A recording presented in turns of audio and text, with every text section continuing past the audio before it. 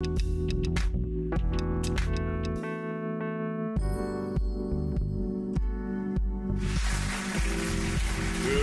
ladies and gentlemen.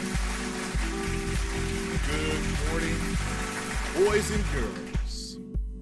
Good morning to all the Kappas that are out there. I'm repping today. Good morning to the lovely ladies of Delta Sigma Theta Sorority Incorporated on your Founders Day. It is January 13th. I'm not going to say J13 like y'all say. We started that. J5, that's a Kappa thing. No, I'm just teasing. Happy J13. And they starting early with the calls. My goodness.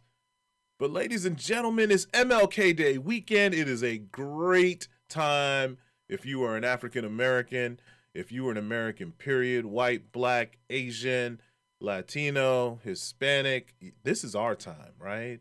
MLK is for everyone. The man said he had a dream. And sometimes I wonder whether or not America has realized and lived up to the tenets of that dream in its completeness. You know, when I think about Dr. Martin Luther King, he talked about his children and his children's ability to one day be judged strictly by the content of their character and what was in their heads and not by the color of their skin. And for the most part, America is there. But we've got people that are constantly fighting to take us back.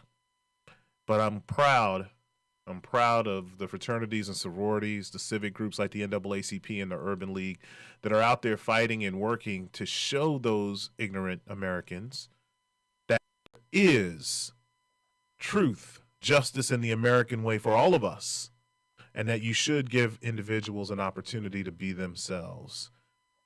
America is not one way. We're not a monolith.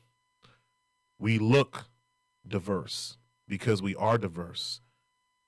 And that's why I'm proud to represent Kappa today. I'm proud to be a member of the NAACP and the Urban League because these organizations are out there fighting for our continued rights. The struggle is not over, folks. The battle is not a frontal battle, as we used to see, where you had the signs up that says, you know, whites only, blacks only over here. But we're still fighting this fight.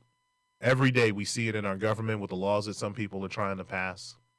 Every day we see it with policies that corporations are starting to put into place or have put into place. So this MLK Day weekend, while we're out walking and doing the parades and celebrating and remember his memory, remember that we still have to fight. There's still a struggle out there. You know, I'm going to say something that some people will say, well, what are you talking about? I want you to think for a second. Back in the civil rights days, late 50s to now, we were able to lock arms together on the streets and fight for our rights. And I want people to remember, it wasn't just black people out there. We had Jewish people, Catholic people, white people, Protestants, you name it, people of all faiths, colors, religions, got together and said, America is going to live up to the promise that it has in its Constitution, and no longer are we going to stand for second-class citizenship for African Americans in this country. And that was a very open fight. But there are a lot of people who think we need to be out there doing that again. And while we should, on occasion for the right cause, we have to remember that behind the scenes, there were a lot of things that were taking place. Everything from lawsuits to silent protests that were happening that basically forced America to live up to its promise. But in today's day and age, what kind of protest is necessary? We can't take to the streets every week, right? So that's a question I just want to leave on everybody's mind. I want you to think about that. But, you know, in corporate America, where my day job is, we always have these challenges. And I was talking with a colleague yesterday. And what we agreed upon is that sometimes to be the one person by yourself in a room of people that don't look like you, because you're trying to get them to understand the plight of African Americans. So in some part, you are the example that they all look at and say, well, all black people must be like him or her. And that comes with its own set of pressures. And then they look to you to speak up on issues related to black people. So for them, you become all black people. And that's the challenge when you're in corporate America or in these environments where you're one or two out of 100. And I think that's a lot harder than locking arms in the streets where you've got other like-minded people with you.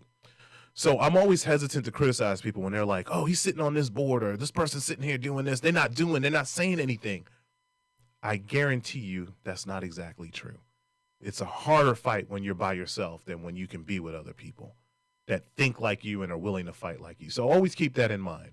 But this MLK Day weekend, man, there's a ton of celebrations going on. Everybody knows about the annual Toba breakfast that'll be taking place at 6:45 this Monday. But of course, the MLK Day parade. Oh man, that's a big thing here in Tampa and in St. Petersburg. Nationally renowned MLK Day parades that will be on television. I want everybody to remember those. If you can get out and celebrate, go do that. But there's a ton of service projects that are also happening, and that's the beauty of MLK Day weekend. It reminds people that everybody can be great because everybody can serve. Now, I'm wearing my Kappa shirt today. MLK was not a Kappa. That's the one thing he wasn't great at. He was not a Kappa. He should have been. But I'm wearing my shirt in honor of my fraternity brother, Albert Gibbs II. Brother Gibbs passed away on New Year's Eve. And I thought it was fitting to talk a little bit about him today because he is the example of what Dr. King called a servant leader. For those of you who didn't know Albert Gibbs, he was a graduate of the University of South Florida. He was a 40-year-old brother, 40 years old. Died of a heart attack, and that's another thing that I'll talk about a little bit. But it was complications. He was on the transplant list. He was waiting to get a kidney. And on New Year's Eve, 5 minutes to midnight, I got a call. Was one because it wasn't exactly midnight yet, Bezel. So I was like, yo, something's up. And I answered my phone, and that was the news that I got. It's the news that our chapter, the Zeta Chi chapter at the University of South Florida, and all of its alumni got. It was devastating. Albert had just chaired our 50th anniversary that we had last year. And while the fraternity is 113 years old, our chapter is 50 years old, and the alumni chapter here in Tampa is 96 years old. So we've been around for a while. And to pull together different brothers of different ages, all the way from 18 to 80, that's a hard task. But Albert did it flawlessly. But I talk about him not just because he was our chair, but also because at 40 years old, he had his own foundation. He went back to Broward County, where he was from, and started a foundation to help young men. That's amazing, right? I mean, all the great people that we have doing great things. I don't think anybody I know was like in their 30s with a foundation, but he had one. He started a scholarship. He was a part of the USF Black Leadership Network that several of us founded. He was a part of that. He had a family scholarship. But when I think about his short life, I think, man, that's the way I want to live.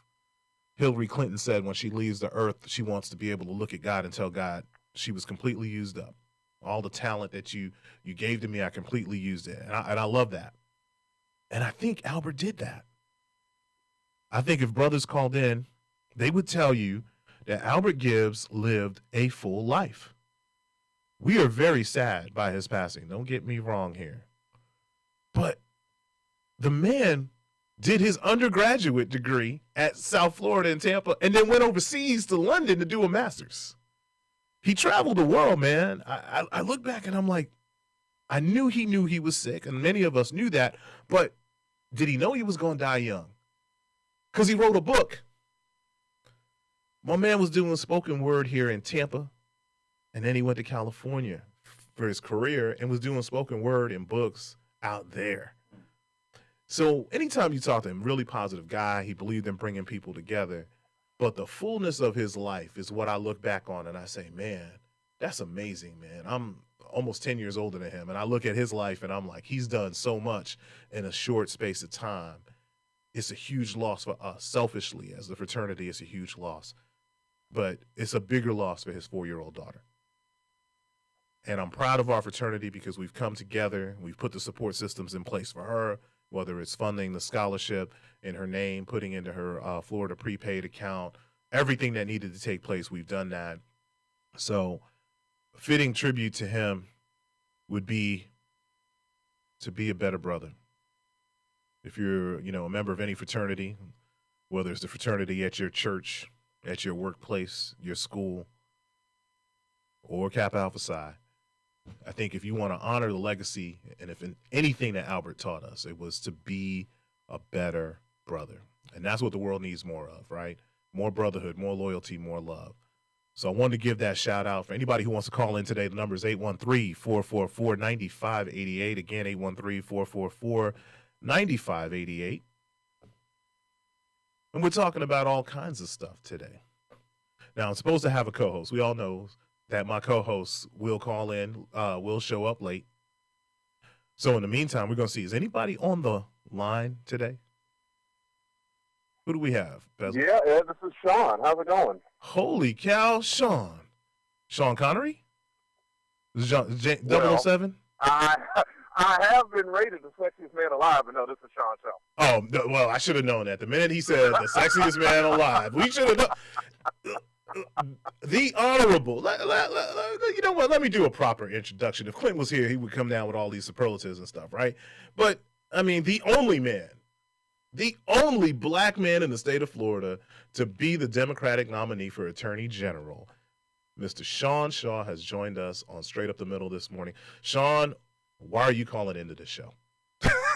Well, it was really good to hear your words about your fallen brother there. I was really sad and inspired to hear that, and I heard all your MLK stuff and being of good service and all those good things, and so I was happy to hear those words. But I'm calling in a similar way, man. I've been out of politics a little while, and you know this better than anyone. You kind of are looking for ways to serve and looking for the most appropriate ways to serve. So I've been in the community a long time. I got my own radio show. You co-hosted for me. I've done a lot of things in the community, and an opportunity arose, and so I'm going to run for the Seabrook County Commission in the county-wide seat. Yes. And, I mean, you know this. People have always been asking why I don't want to return to Tallahassee and why I don't want to do other things. And what's become clear to me is I want to be involved in things where I can have solutions and get stuff done. Local office gives you a chance. If you see a problem, you can attack it. And it's not just speeches, not just amendments. It's not just the Florida channel. It's actual solutions to problems that people face every day, transit, housing, environment, those kinds of things. So I'm excited. I mean, this is early on, brother. I haven't even officially filed the paperwork yet, but I am going to do it. It's, kind of been in the news, so I just wanted to confirm that I am going to do it, and I appreciate you letting me call on, man. Listen, Sean, and behind the scenes, a lot of people don't realize this, but I'm a fan of Sean's. Sean has accomplished a lot in his life, similar to what Albert has done. And like I said earlier, I was, kind of halfway joking with the intro, but it's true. Sean has accomplished some great things. He's also a former member of the Florida House.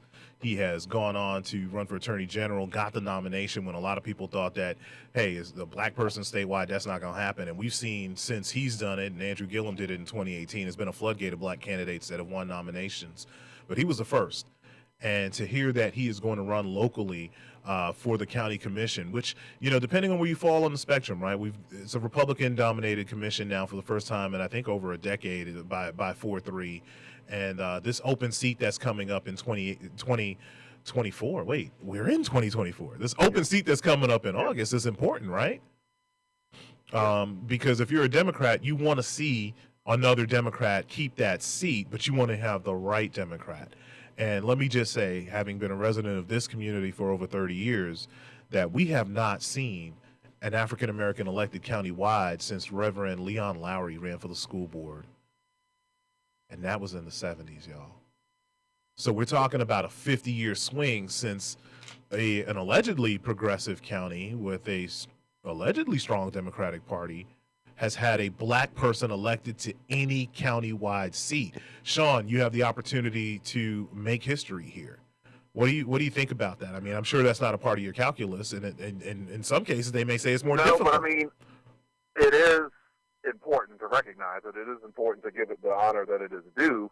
I think, because I talk about this on my radio show, Ed, a lot, I want us, black people, to be running and winning things that aren't just the designated black seats, right? Amen. We got a black city council seat, a black county commission seat, a black state rep seat, and a black state senate seat. I want us to spread our wings a little bit and run for other things, countywide seats and constitutional offices, and so I got to put my money where my mouth is. And so again, when this opened up and I started getting calls about it, and I thought about it, it made sense. Timing made sense.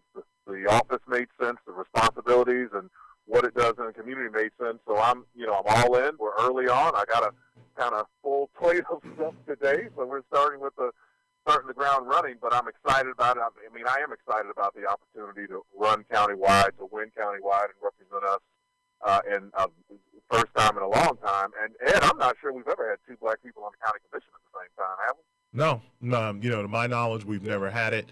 But I mean, you say that as if that could be important. I mean, why does it matter if you have two blacks on the county commission? It is awful hard.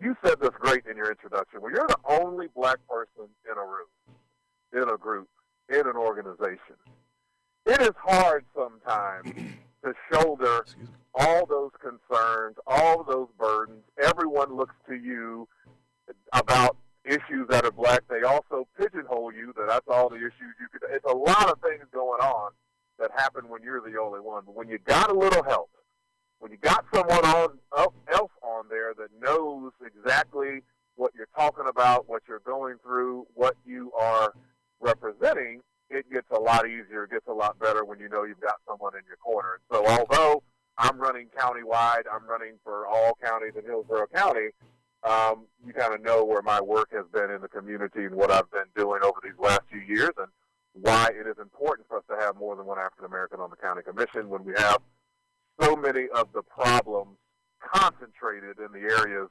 that kind of we live in, the busing and the housing and the things like that really you improve them there, you're helping the county everywhere. So I think Gwen Myers needs a little help, and I'm running to give her some. Sean, that is a great reason for why we need more representation on all boards, on all of these councils. And I want to be clear about something, because you and I have experienced this where we meet with a lot of candidates, people that want to run. How did you do it? How can I do it? And they're like, yeah, I'm black.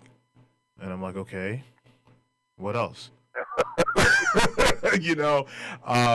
It takes more than just being black and thinking you're going to get a percentage of the vote because of that, than to actually not just win, but actually be good at the job.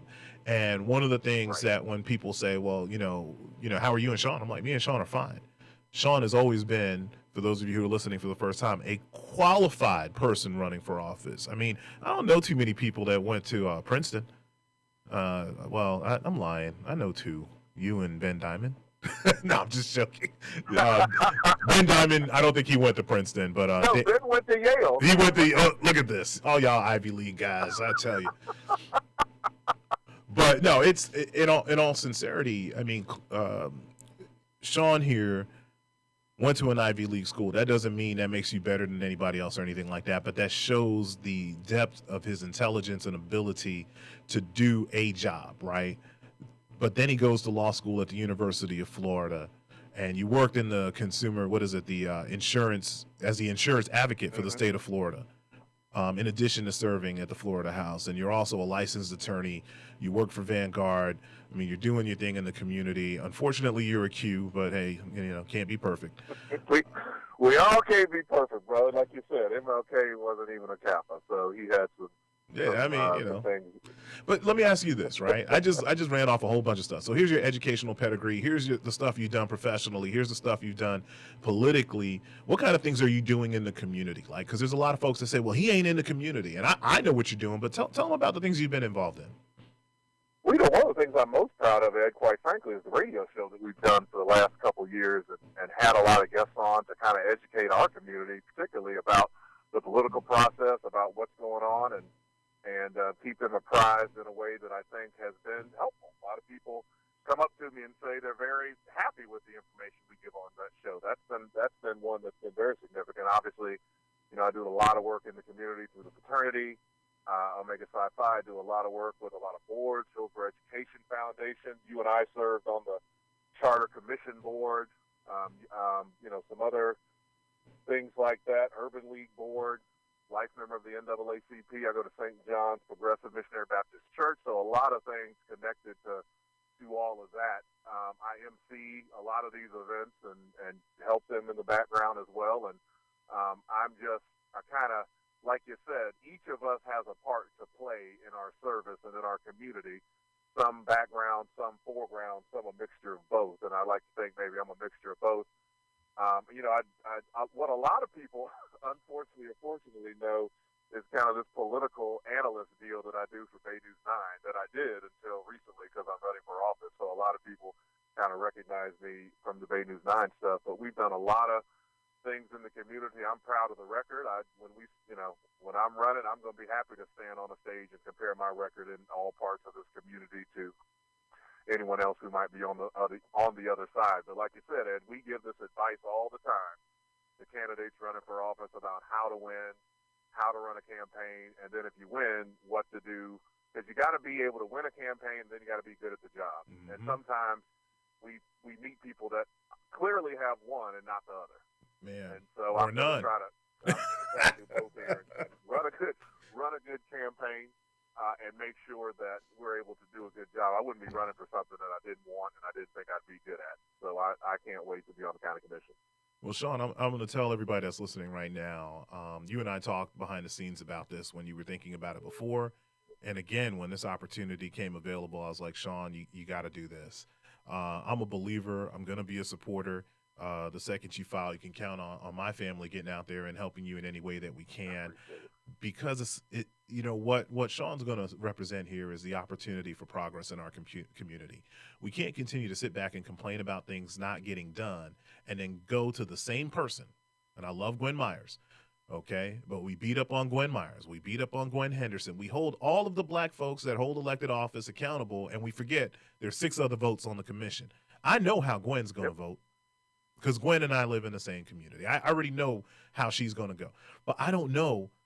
I can't guarantee that Harry Cohen's always going to vote for me. Just because he has a D next to his name, I should not assume he's going to always vote the way that I need him to vote, okay? I also don't know how Ken Hagan's going to vote. And yes, he's a Republican, and yes, he lives in a different community, but he has an obligation to hear me out as an elected official, and that's what I want us to become more savvy as.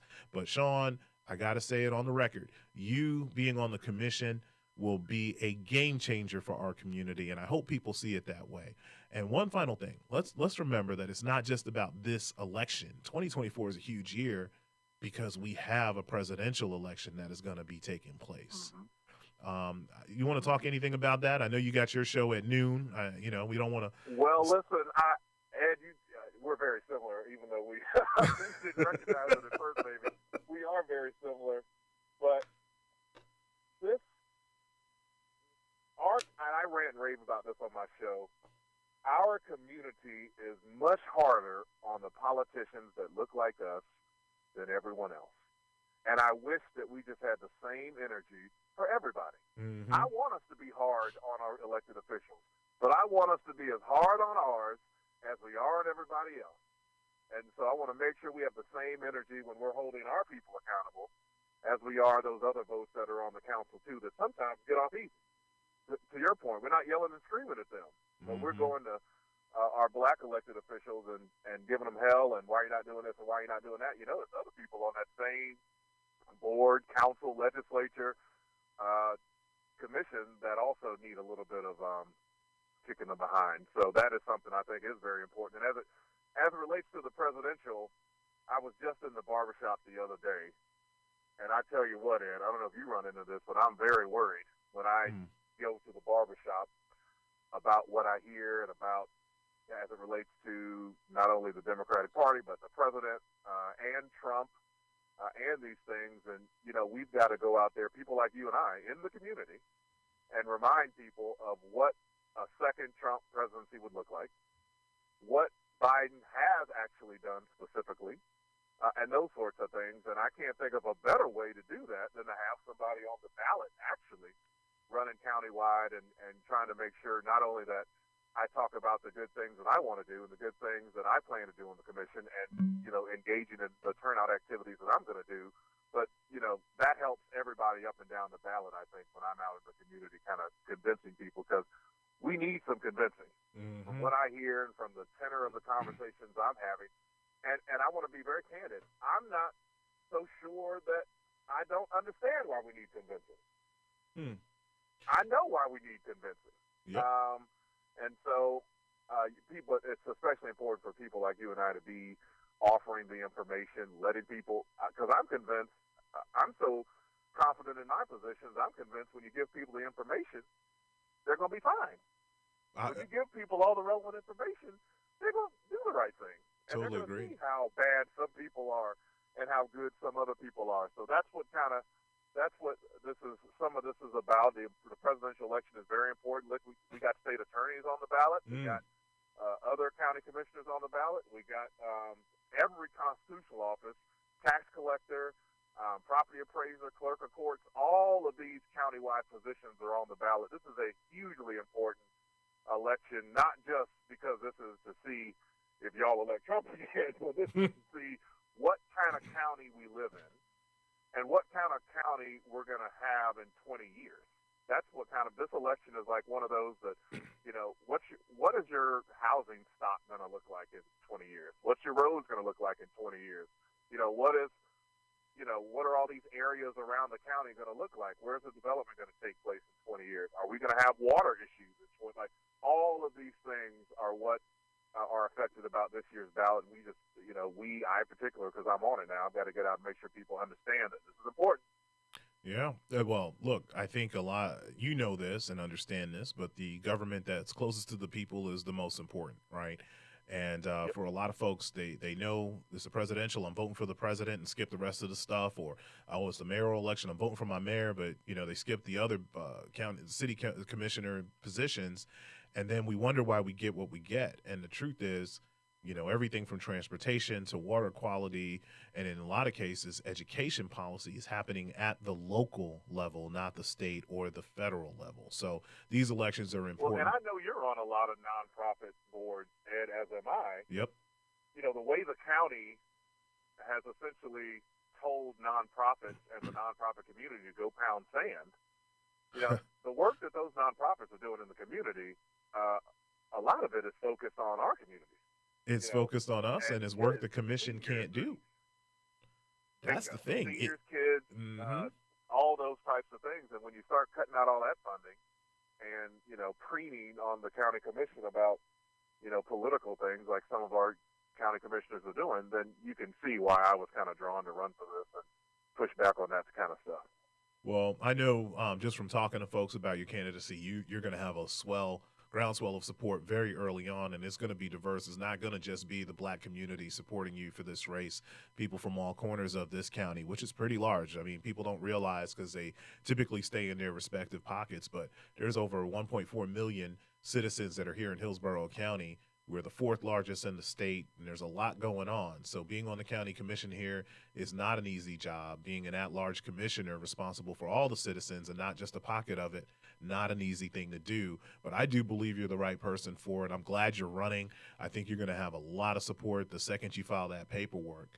Anything else you want us to know about your candidacy? Well, no, I appreciate it. Listen, I'm going to tell your listeners, Ed ain't lying when he's telling y'all he was the one that was pushing this the most. This is not just him on the radio talking. Ed was literally the person who was pushing this when I didn't want to hear it myself. So, Ed, I appreciate that. I appreciate your friendship. I appreciate that we found our way to each other, brother. But you're someone I believe in. And thank you. Listen, politics is politics, but I'm glad that we are where we are, and we're personal friends now in a way that I'm happy, and I have so much respect for you, brother. And when we get this done, I'm going to need you anyway. So I appreciate you having me, man.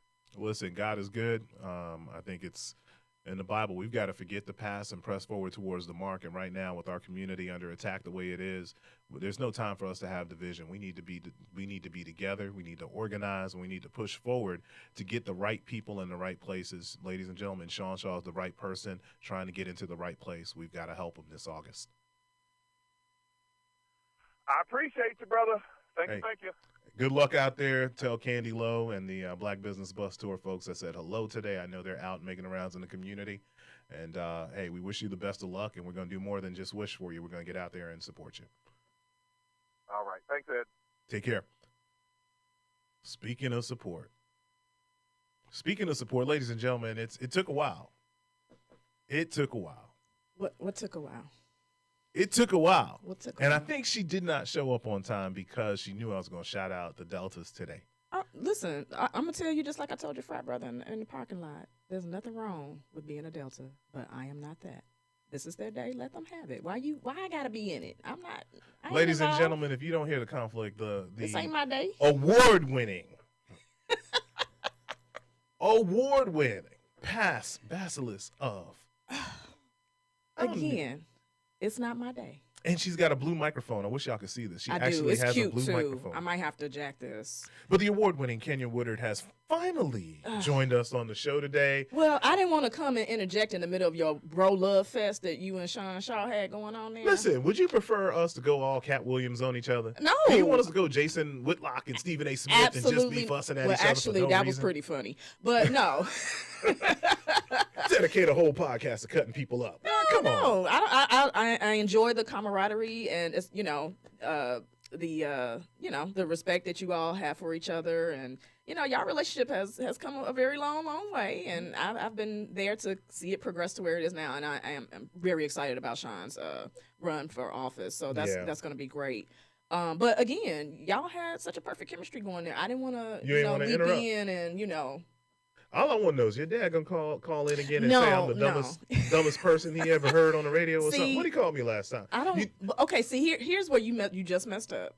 That was another show, a whole other audience. Oh, really? Now you done told this show and this audience that my dad called you dumb, and now everybody knows. See. But I ain't dumb. I mean, I do feel some kind of way about that. But I'm gonna let that go. Yeah, let it slide. Yeah, I'm gonna let that slide. You know why? Because I love your mom. Your mama's she's wonderful. She makes up for all that your daddy did a couple months ago, where he just basically came in and just off the top rope.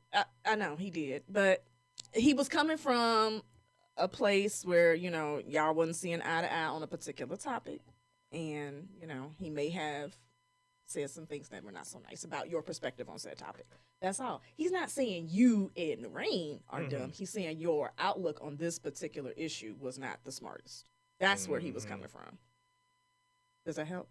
It don't help. Okay. It don't feel any better. Okay, well, listen, I'm going to tell you like Eleanor Roosevelt said, people can only make you feel inferior with your consent. I didn't say I felt inferior now. Just said you felt. I said some kind of way. Okay. Well, how you feeling? Obviously, you're not feeling superior. I was saddened. That another black man could call into a radio show and assault me in the manner in which he did. That is a very strong word, counselor. Assault? Yeah, assault? Assault. I was in fear of my life after he called me. Oh, my gosh. Okay, now you're going to pull a Karen. Okay, look, here's the deal. Yes, you did. You just did. You just did. Speaking of pulling a Karen, the Harvard Board of Trustees pulled a Karen, if you ask me. Yeah, I would agree with you. Well, let's back it up a little bit. Let's flesh this out some. When you say pulled a Karen, exactly what do you mean? Because we may have different ideas about what that means. So last month, former president of Harvard University, the first black woman to be the president, Claudine Gay, went to Washington to testify about the rise of anti-Semitism on college campuses in light of what's happening, the Israeli-Hamas war that is taking place right now. Of course, across college campuses, students have been protesting, and several Ivy League presidents were brought in to discuss what their response has been to that.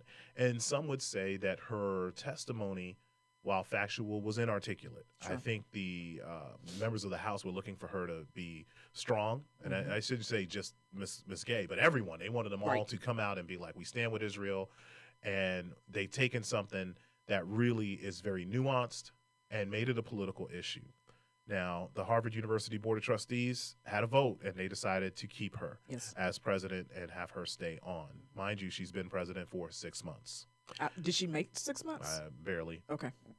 And then just this week, she announced she was resigning from the position because after a coordinated effort from several, well, I shouldn't say several, but a coordinated effort from conservatives, they uncovered that she allegedly, because that still isn't factual, right? Or at least it hasn't been proven, right? They just said she has taken portions of her dissertation were plagiarized. Right. And so rather than fight that accusation, she went ahead and resigned. And there's a part of me that's angry about that. for several reasons. But yeah, their board acted like a bunch of Karens in light of that testimony, if you ask me. Okay, so when you say they acted like a bunch of Karens, what is it that specifically, how did they act as that? Universities are supposed to be places for academic freedom, freedom of thought, expression, not a place for us to necessarily agree. It's a place for us to have differences of opinion and hash out those differences of opinion. And whether or not we walk away saying kumbaya or, hey, I disagree with you, but I understand your points. It is for us to get a better understanding of each other. And we should not be looking for uniform thought. So if a university president is in that role, their job is to keep the students safe, first and foremost, right? But to educate these kids. And education cannot just be one way, right? Right. You in order to be fully well-rounded, you need to know all aspects of every single issue, and you don't necessarily have to agree. Groupthink is a problem. So when their board decided to take a vote on her tenure based off of her performance in a congressional hearing, it wasn't about the university at that point. It was about them wanting her to do what they want her to do and to say and think like them. And I think that's wrong. I could see that, but I also look at it like this. There was news that came out just the other day that a senior academic at the University of Lincoln University in Missouri committed suicide as a result of bullying on the job, just to put it succinctly. And the week bookending with starting, with President Gay resigning and then this situation happening at Lincoln, it kind of highlights almost too perfectly what Black women at higher levels experience. The mess, to put it nicely, that we have to put up with when we get to these higher levels. And then the mental warfare that goes on. All the time. All the time, at every level. I can kind of understand why President Gay decided, you know what, y'all can have it. But so I don't fault her for quitting, right? Yeah. There's a part of me where I understand that pressure, right? When you work in corporate America and you are the one, Right. and as you said, the higher up you go, there's an expectation of perfection. You are not given the same grace as your peers. Your Sure. peers can afford to make mistakes, say the wrong thing, do the wrong thing. They get a little, oh, that's just Johnny being Johnny. But if you do it, then it's, oh my gosh, let me explain to you how devastating this could be for our company. Exactly. I understand that. But there's a part of me that says, hey, go down fighting. You want this? Come get this. I earned this. She had been with Harvard University for a good portion of her career, is my understanding. She'd Sure. worked at other Ivy League places, but she was responsible for the recruitment and retention of professors. She had done a lot. She established their DE&I office. I mean, just an outstanding person, ridiculous credentials academically. Yep.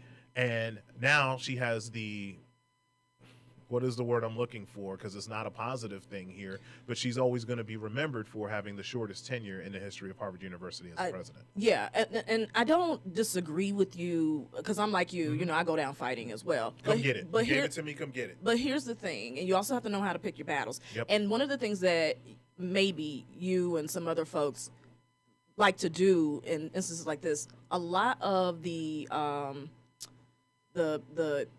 career track and the resume of very high profile Black women like President Gay, a lot of times is romanticized. Yep. Think about all of the battles she had to go through to get to there. where Yeah. she was. Yeah. It wasn't pretty. And so, at some point in your career, and we all experience this in our lives, you start to see patterns. Things start popping up and repeating. Oh, I've been here before. Oh, I already know how this is going to work out. And she may have decided, you know what? I've done this battle 50 times. And, before. I don't want to do it again. I was just y'all can going to have say, it. call in 813-444-9588. We have a caller. Caller, what are your thoughts on what we're talking about today? Caller? See. Good morning, Mr. Duane, and your guest host here. This is Carl calling in. Hey, Carl, how you doing? I'm doing okay. I have a question. When are you going to run for office again? Man, look at this. It's like I'm leaving church.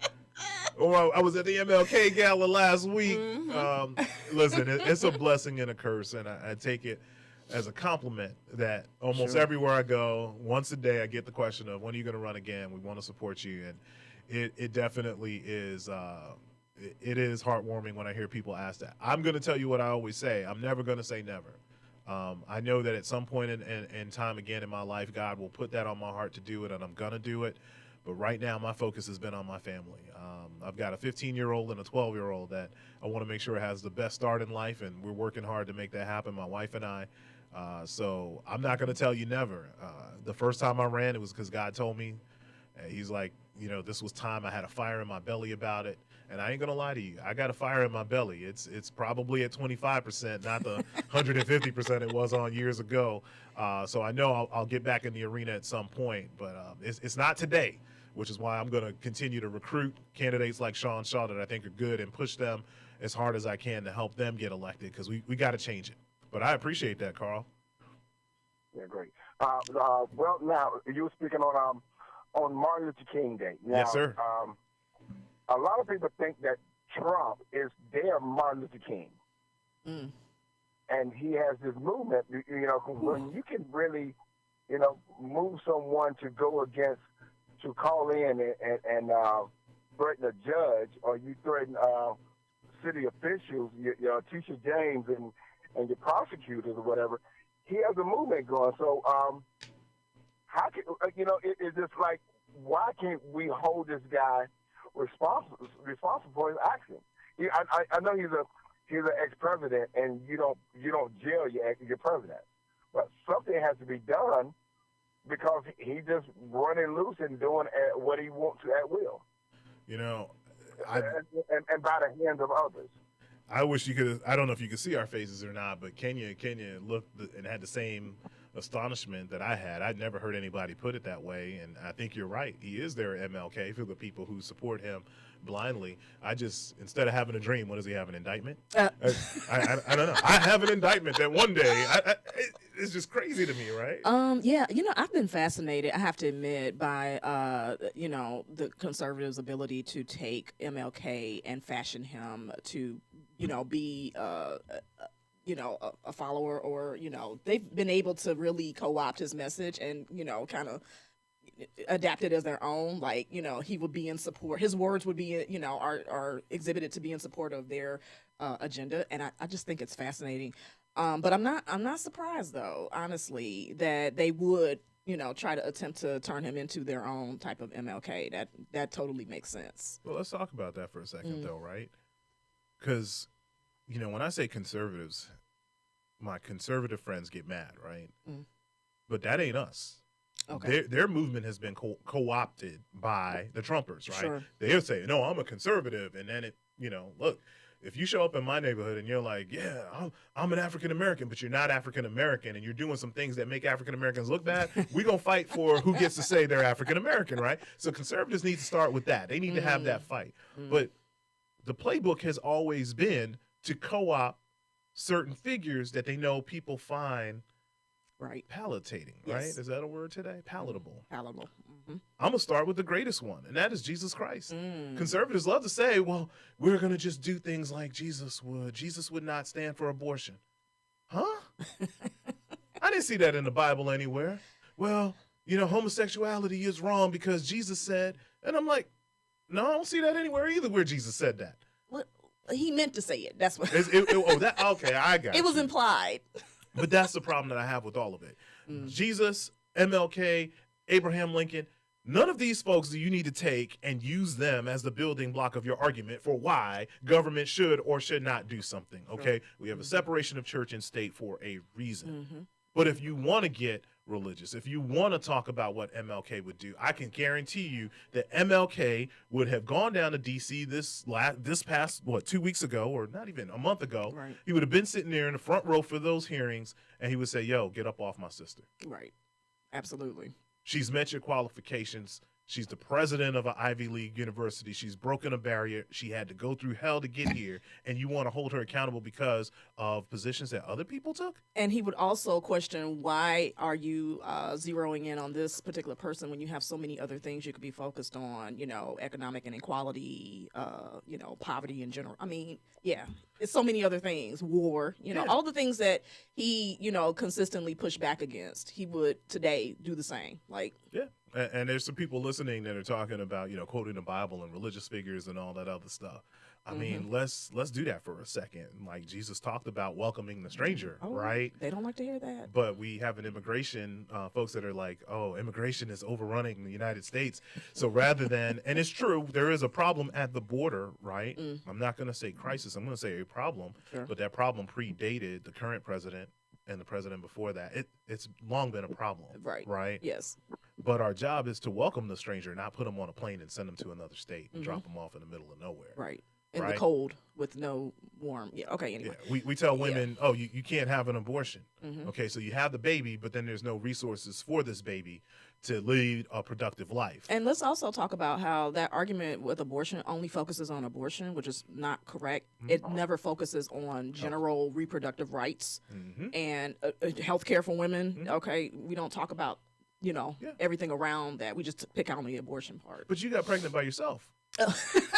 I couldn't have, because my knees were glued together. Well, I'm just saying, if we're gonna talk about you can't have an abortion, let's talk about how the baby got there in the first daggone place. It wasn't just you as a woman. Okay. It took a man to be a part of that sin that initially occurred if they weren't married. But the argument about the sin is keep your legs closed. We don't want to talk about preventative measures and, family planning and, birth control. We don't want to have those conversations and how they should include everybody, not just focus on women. Man, Carl, you done got us fired up. Oh, I'm this sorry, morning. Carl. I forgot you were even on the line. I'm sorry, sir. Carlin got us fired up this morning. We were supposed to be out here just talking about MLK Day weekend and parades in the Delta. He was being polite because after you told him you weren't running for office, he's like, "Oh, okay, yeah." Well, anyway, let's talk about something else. But but you know what? I liken your political career to Sade's musical career. Sade, she said a very very astute, summarization of how she looks at her career, because someone, asked her, like, why are you not recording? You don't put out music, what's going on? And she was like, I only record when I have something to say. It's kind of true. I have a, I rarely talk about this publicly, but I do have a burning desire to serve. Sure. Which is why I've done so much board work over the years, and I've helped people in the community behind the scenes, and I found ways to get the company to support organizations that are doing good things, because I believe in service is what my parents taught us, is what we do. Right. But I ain't gonna be like Sade if I come back. I'm gonna be like Anita Baker. Oh. I'm gonna just be a diva. Messy. I'm gonna be messy, going off on calling everybody. people off. I'm showing up late, kicking people off my tour. I'm gonna have a good time. You're gonna have fun with that. They're gonna be like, why is he back? Please send him back to wherever he was. Because I love Anita Baker, but man. I do too, right? Listen, when the aunties fight, yikes. But yeah, I think more people, folks who are service oriented, I think should kind of take that Sade approach. Yeah. Don't jump out at everything all the time. Be very strategic in how you move and intentional in how you do your work.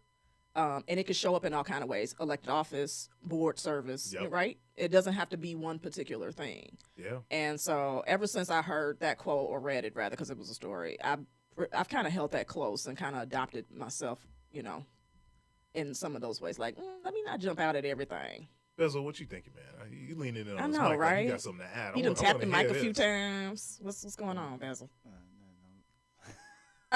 No, I was just laughing. That's all. Oh, okay. Well, and enjoying the show. Oh, okay. Enjoying the show. And Happy New Year to you, because I haven't seen you since last year. So. Yeah, Happy New Year. Let me tell you, Bezel in here with a Buck shirt on. He proud of his team. Right Yeah. now. They going to playoffs on Monday night. They're playing the Philadelphia Eagles at home. If you had asked me at the beginning of the season, would the Bucks make the playoffs and be hosting a playoff game? No. I'd have told you, nah. No. Hey, but I mean, we got a shot, so you never know. You never know. I will never bet against my team. So I'm with them. I'm riding them all the way to the end. But I was skeptical at the beginning of the season. But yeah, definitely. I didn't like how we got there, but it was messy, right? It was really messy. But And some games I just refused to watch because I got at a period in the season I was just like, you know what, y'all, whatever. Because when you come out, you ain't doing nothing. But speaking of football, it seemed like every coach in America retired this week. or got fired. Yeah, that ain't right. Some of them got fired. They deserve to go. I mean, I think Bill Belichick got fired. yeah. Okay. After 24 years, man. You imagine that? You've been someplace. Well, that could be me, right? 20 some odd years with company, and one day it's like, hey. Hey, it happens every day. Every day. But Alabama fans are in mourning, and I can kind of understand. What's with the tuned up face? What's going on with those lips, sir? I can't cuss on the radio. You better not. I could. You could, but you're not. I'm not. What's with the lips? All these coaches decided to get out of the game because they ain't got no control. Did you see Reggie Bush? Reggie Bush put it best. He's like, you can't control the players anymore because of NIL, so you're getting out while you can. Oh, good point. Because you can't tell this kid what they can or can't do because they got access to money now. And it could be why Jim Harbaugh said what he said. Absolutely. Jim Harbaugh is just he's trying to level the playing field with his comments. But let's not forget, if Michigan gets some sanctions, he's probably off to the NFL. We've seen this before. Pete Carroll. Oh, okay. Right? Pete Carroll won 2 championships at USC. And then they were breaking the laws to do it. And then when the team and the university got in trouble, he was like, yo, I got this great offer from Seattle. I'm just saying. Well, he needed a soft place to land. That couldn't have been more soft or cushier. But here's what I don't like. Alabama already has their coach. They went on and got the Washington coach. And he deserves the opportunity. They came in second. But is there a Rooney Rule for college football? Can we interview some black coaches, please? Wait now. Hold on. Wait a minute now. Ain't there like a sprinkle of black coaches at some places already? Like we've met our quota is what I'm trying to say. There are as many black head coaches in NCAA football as there are in the Fortune 500 in America. Oh, I know. So that's a problem. Very much so. And if I can count the number of black head coaches on my hand, not hands, hand, out of 120 some odd programs, we have a problem. Yeah. You know, kudos to the New England Patriots. They put Brother Mayo, he's there on the staff. They were grooming him the entire time. So he's getting an opportunity on the pro ranks. But I look at Eric Bieniemy. How many teams does he have to be the OC for? How many interviews is he going to have to sit for before he becomes a head coach? Well, you know, a lot of people feel like when it comes to us and taking on these high-profile positions, we have to pay dues 2 times harder than everybody else or 2 times more than everybody else. So maybe he ain't paid his dues yet. So that's my issue with the whole thing, right? Kudos to you, Nick Saban, probably the greatest head football coach on the collegiate ranks of all time. He hasn't gone to a program where they haven't won 9 championships at Alabama while he was there. You know, I give Belichick his credit. I mean, you built something 24 years. You've won more Super Bowls than almost anybody else. You can't fault these guys when they build these systems. Right. But I can fault you for not establishing a pipeline that's more diverse for your replacement. I can agree. Right. I can be mad at the AD for not sitting down and doing interviews with a diverse panel, which we don't know whether they did or they didn't, but to turn around and within 2 days of a retirement, hire a guy. Right. Yeah. I know it was already in the works, right? Exactly. Yeah. And then you don't have enough black assistant coaches in the collegiate or NFL ranks to turn around and just pluck somebody and give them that opportunity like New England just did. So, you know, I'll contrast that with the NBA, right, where they were deliberate 20 years ago about putting people in the pipeline, and which is why you see as many black coaches as you do today. So, I mean, I just think things have to change there. And collegiate sports, I love it to this day because you're playing for the name on the front of the jersey and not the name on the back, even with NIL. But I'm disappointed in how I see these coaching searches go. You prepare for more disappointment. The change will be slow, but sure, right? I mean, I like to think that, you know, at some point things will start to turn around. Now, will it be in our lifetimes? Who knows? No, just kidding. But I like to think that at some point it won't even be a question if, you know, a black person is going to be up for a high-profile coaching position for a high-profile athletic team. I'd like to think that that day is drawing nearer. I'm going to tell you what's drawing near.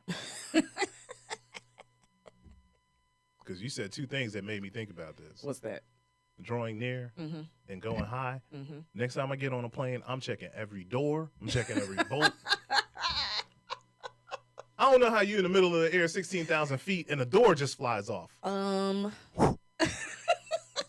Let's talk about how I'm glad no one flew out when the panel came off, right?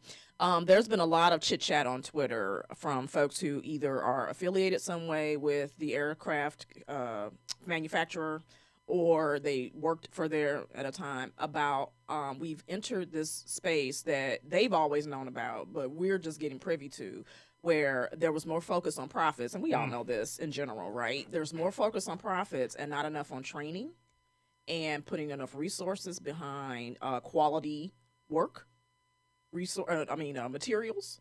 I mean, it's getting ready to be really ugly. Yeah. So prepare yourself for the possibility of more panels going like.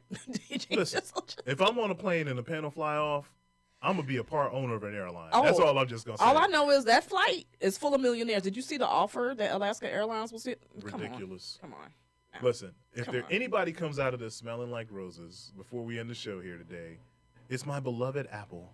Did y'all see that story? I did see that story. I was going to mention it. Yes. They found the phone. 16,000 feet.